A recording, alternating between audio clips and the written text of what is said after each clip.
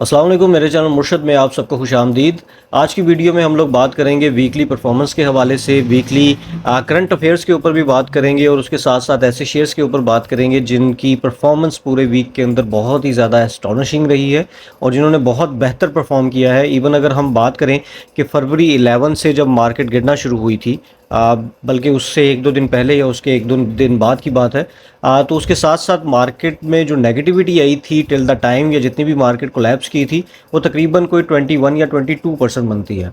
और ऐसे शेयर्स हैं जिन्होंने सिर्फ एक वीक के अंदर 25 या 30% का रिटर्न दिया है, उनके ऊपर भी बात करेंगे और कंपैरिजन करेंगे कि किस तरह से अगर आप अपनी म्यूचुअल फंड स्टॉक फंड्स के अंदर अगर आपने इन्वेस्टमेंट की है और उसके अंदर आपको सडन कोई पैनिक आया है, कोई नेगेटिविटी आई है, तो उसको आप किस तरह से रिकवर कर सकते हैं और किस तरह से अपने प्रॉफिट को बढ़ा सकते हैं। तो इन तमाम चीज़ों के ऊपर, इन तमाम प्रोस्पेक्ट्स के ऊपर बात करेंगे। सबसे पहले हम लोग बात करते हैं कि ऐसा क्या हुआ है कि जी ये जो मुज़ाकरात चल चल रहे थे और बहुत ज़्यादा हाइप भी बनी, और ख़ास तौर पे पाकिस्तान के लिए बड़ी बेहतर न्यूज़ थी कि पाकिस्तान के अंदर ये मुज़ाकरात जो हैं ये स्टार्ट हुए और पाकिस्तान ने बहुत बड़ा एक समझ लें कि वर्ल्ड वॉर 3 की तरफ ही दुनिया जा रही थी और उसको पाकिस्तान ने रुकवा दिया। और उसके बावजूद पाकिस्तान के अंदर मुज़ाकरात जो हैं वो तय नहीं पाए। इसका जो कंक्लूजन है उसके ऊपर बात करते हैं कि जो वाइस प्रेसिडेंट जो यूएस के आए थे वो वापस गए हैं, तो उन्होंने भी अपने कुछ पॉइंट शेयर किए हैं। ईरान की तरफ से भी कुछ तहफ़्फ़ुज़ात हैं। दोनों ने एक दूसरे को अपने अपने पॉइंट शेयर कर दिए हैं, लेकिन मुकम्मल चीज़ यही थी कि डील कोई ऐसी हो जिससे मामला जो है वो ख़त्म हो और नई शुरुआत हो। यूएस की तरफ से मामला ये है कि उनका बेसिक पॉइंट यही है कि ईरान चाहता ही नहीं है कि न्यूक्लियर वाला मामला उस ख़त्म करे, बल्कि ईरान ये चाहता है कि न्यूक्लियर पावर को अपने साथ अभी शुरू करे और मुकम्मल करे और अपने आप को एज अ न्यूक्लियर स्टेट जो है वो अनाउंस करे। वो उसको ख़त्म नहीं करना चाह रहे अपने न्यूक्लियर प्रोग्राम को, जबकि यूएस का बेसिक मुतालबा ही यही था कि ईरान जो है वो अपने जितने भी यूरेनियम है उसको ऑब्वियसली हैंड ओवर करेंगे वो यूएस के, या ख़त्म कर देंगे, लेकिन वो उसको बढ़ा नहीं सकते। तो ये वाला इनका बेसिक इशू बना है यूएस और ईरान के दरमियान, जो कि बहुत ज़्यादा हाइप थी। अब यहाँ पे जैसे मैंने आपको बताया कि जो फ्राइडे वाले दिन मार्केट की क्लोजिंग हुई है वो भी इसी तरह की थी कि 50% श्योरिटी थी और 50% श्योर नहीं थे लोग कि मार्केट में मंडे वाले दिन क्या होगा। यहाँ पे आप क्लियरली देख सकते हैं कि जो क्लोजिंग हुई है मार्केट में वो बिल्कुल मिड में हुई है पूरे दिन की परफॉर्मेंस के लिहाज से। मार्केट में उस दिन की अगर हाई की बात करें तो मार्केट में 168 टू 90 का हाई बना, जबकि लो की बात करें तो 166 टू 20 का बना।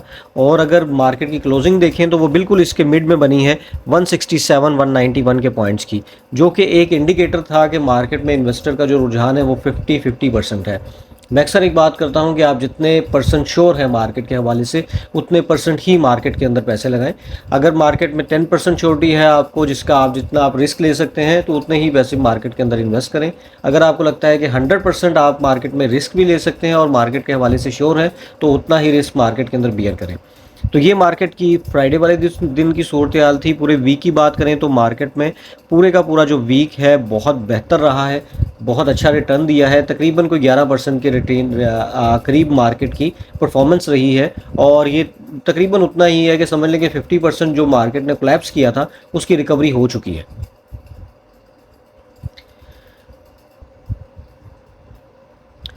जी, तो आपके सामने वीकली चार्ट ओपन है। इसमें आप क्लियरली एक चीज़ देख सकते हैं कि मार्केट की जो वीकली परफॉर्मेंस है वो बहुत ही ज़बरदस्त मार्केट ने परफॉर्म किया है। 11.17% मार्केट के रिटर्न्स हैं। पूरे वीक के अंदर जो मार्केट ने अपना लो बनाया था वो 147.771 पॉइंट्स है, और जो मार्केट ने अपना हाई बनाया है वो 168 टू 90 का था। मार्केट की क्लोजिंग बड़े अच्छे लेवल के ऊपर हुई है, 167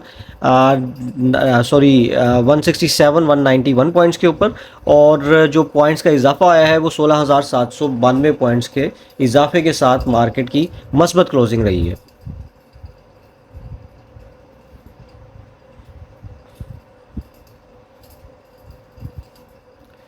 और अब हम बात करते हैं उन शेयर्स के हवाले से जिन्होंने पिछले वीक के अंदर बहुत बेहतरीन परफॉर्म किया है और रिटर्न्स जो हैं वो 20% से अबव दिए हैं। जी, जैसा कि मैंने आपको बताया था कि ऐसे शेयर्स हैं जिन्होंने 20% से अबव का रिटर्न दिया है, तो वो आपके सामने है। बैंक ऑफ पंजाब की जो परफॉर्मेंस रही है सिंगल वीक के अंदर, उसने 24.03% का रिटर्न दिया है। पाकिस्तान स्टॉक मार्केट को अगर हम बात करेंगे पिछले 2 महीनों के अंदर कितना गिरी है, वो तकरीबन कोई, अगर हम एक सिंपल एवरेज भी निकालें तो 22% की डिप आई है मार्केट के अंदर। और 22% की डिप के हवाले से अगर हम देखें तो मार्केट में अगर हम दूसरे शेयर्स में देखें in comparison to Pakistan stock market, तो बैंक ऑफ पंजाब ने ऑलरेडी वो रिकवरी दे चुका है। आल्दो अगर हम उसको कंपेयर करें कि इसकी अपनी प्राइस क्या थी, तो ये तकरीबन 41 प्राइस से नीचे आया है। लेकिन जब मार्केट बहुत ज़्यादा डिप ले चुकी होती है, और जिन्होंने म्यूचुअल फंड के अंदर इन्वेस्टमेंट प्लेस की थी, तो वो यहाँ से अपने लॉसेस बहुत जल्दी रिकवर कर सकते थे। और उसकी रीज़न ये थी बैंक ऑफ पंजाब के ऊपर जाने की, पहले भी मैं जिक्र कर चुका हूँ वीडियोज़ के अंदर, कि बैंक ऑफ पंजाब ने अपनी अर्निंग्स में भी इजाफा आया है, और उसके साथ साथ बैंक ऑफ पंजाब ने डिविडेंड भी अच्छा दिया था। इन कंपैरिजन पहले के डिविडेंड बेहतर दिया है, बहुत अच्छा नहीं, लेकिन 15% भी रीज़नेबल डिविडेंड अनाउंस किया था। जी, दूसरे नंबर पे एक ऐसे शेयर्स का जिक्र करने जा रहा हूँ मैं, जो कि एक ब्रोकरेज हाउस ही है, फर्स्ट नेशनल इक्विटीज़ लिमिटेड है, जिसने पिछले एक वीक के अंदर 26.32% का रिटर्न दिया है। मैंने फर्स्ट नेशनल इक्विटी के हवाले से पहले भी जिक्र किया था कि इसकी जो बाइंग है शॉर्ट टर्म के लिहाज से, वो 0.70 से लेके 1.20 की ब्रैकेट के दरमियान है। और जिन्होंने भी इस लेवल के दरमियान इसकी बाइंग की है, ये सोचते हुए कि इसमें रिस्क भी है, तो उनको एक अच्छा मार्जिन का 26.32% का रिटर्न हुआ है सिर्फ पिछले एक हफ्ते के दौरान। और मैंने पिछले तकरीबन एक महीने में कई ऐसी वीडियोस बनाई हैं जिसमें जिक्र किया है कि आप अगर एक्यूमुलेशन करते रहते हैं, तो एक्यूमुलेशन का आपको बेनिफिट ये होता है कि आप एक थ्रू आउट द टाइम आप डिप्स के ऊपर बाय करते हैं अच्छे शेयर्स को, और रिस्की शेयर्स को, तमाम चीज़ों के अंदर इन्वेस्टमेंट करते हैं जितना आपका रिस्क एपेटाइट है। और उसके बाद जब आप उसकी सेलिंग करना शुरू करते हैं, जब मार्केट ऊपर पे जाती है, तो उस दौरान आपको उसका असल बेनिफिट होता है। एक्यूमुलेशन का टाइम मैं दोबारा से रिपीट कर दूं, ज़रूरी नहीं है कि 2 से 4 दिन है, ये सम टाइम प्रोलॉन्ग कर सकता है, 1 महीना भी, 3 महीना भी, और 2 साल तक भी। लेकिन उसके बाद जो आपको बेनिफिट होता है, वो किसी दूसरी मार्केट से आपको इतना फ़ायदा नहीं हो सकता। जी, अगला नंबर है WTL का। WTL के हवाले से मैं डेली बेसिस पे आपसे जब बात करता हूँ डेली वीडियोस के अंदर, तो उसमें आपको एक चीज़ बताता हूँ कि WTL एक ऐसा शेयर है जो कि अपने टेक्नोलॉजी सेक्टर में फॉल करता है, और अपने सेक्टर का सबसे चीप शेयर है। लेकिन कंपनी की वैसे अगर हिस्ट्री की बात की जाए, तो इसने अपना तकरीबन 5, 6, 7 रुपये का हाई बना चुका है, और अभी अपने चीप लेवल के ऊपर स्टैंड कर रहा है। और शॉर्टर टर्म के अंदर 0.90 से 1.20 की ब्रैकेट के अंदर बड़ी अच्छी बाइंग थी, और उसी का फ़ायदा हुआ है कि सिर्फ एक वीक के अंदर इसने तकरीबन को 20.34% का रिटर्न डिलीवर किया है।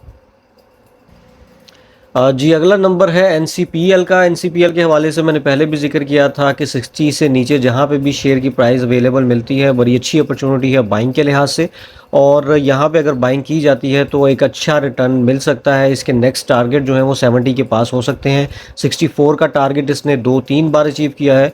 मार्केट के अंदर सिचुएशन ही ऐसी थी कि एक दिन मार्केट पॉजिटिव थी, एक दिन नेगेटिव थी, और कुछ टाइम के ऊपर ट्रेडर्स को भी बहुत अच्छा बेनिफिट हुआ है।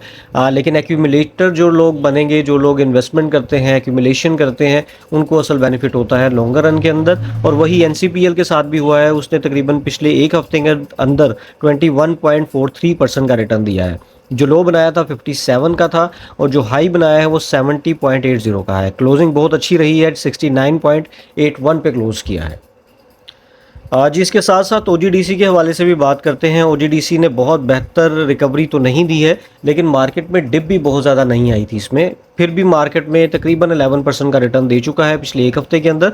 और उसके साथ साथ इसके अगर आप डिप्स देखें तो पूरे हफ्ते के अंदर 266 के लेवल पे था, और इसी के लेवल पे ये बार बार सस्टेन कर रहा था, और बहुत ज़्यादा नीचे नहीं जा रहा था, जहाँ पे ये चीज़ जाहिर करती थी कि लॉन्गर रन के अंदर बड़ी अच्छी ऑप्शन है। उसके साथ साथ सर्कुलर डेट की पेमेंट भी इसको मिल रही हैं, जो मैं डेली बेसिस पे वीडियोस बनाता हूँ उसमें इस चीज़ का जिक्र भी करता हूँ। और उसके साथ साथ OGDC पाकिस्तान की सबसे बड़ी कंपनी है मार्केट कैपिटलाइजेशन के लिहाज से। 1100 अरब की इसकी मालियत है, बल्कि इससे ज़्यादा ही हो चुकी होगी अभी, और पाकिस्तान की पहली सबसे बड़ी कंपनी भी। और उसके साथ साथ इसके अंदर जो स्टेबिलिटी है, डिविडेंड ग्रोथ है, और जो अर्निंग ग्रोथ है, ये तमाम चीज़ें कंपनी को बहुत ज़्यादा वैल्यूएबल बनाती हैं।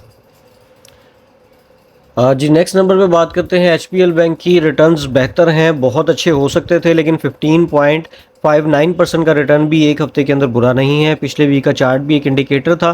पूरी मार्केट ने अच्छा परफॉर्म किया है। उसके साथ साथ एचबीएल ने तकरीबन कोई 15.60% का रिटर्न दिया है। अगर इसको कंपेयर करते हैं केसी 100 के साथ, तो केसी 100 के रिटर्न्स तकरीबन कोई 11 सवा 11% हैं, लेकिन एचबीएल ने थोड़े से मार्जिन से केसी 100 को बीट किया है।